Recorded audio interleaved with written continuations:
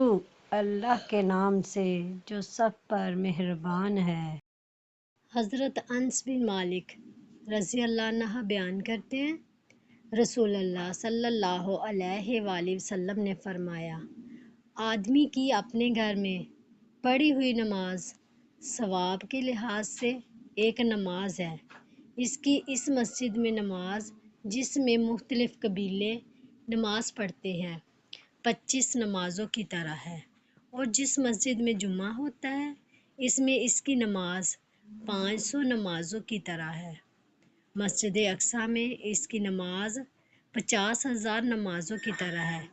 اس کی میری مسجد میں پڑھی گئی نماز 50,000 نمازوں کی طرح ہے، اور مسجد حرام میں اس کی نماز 1,00,000 نمازوں کی طرح ہے۔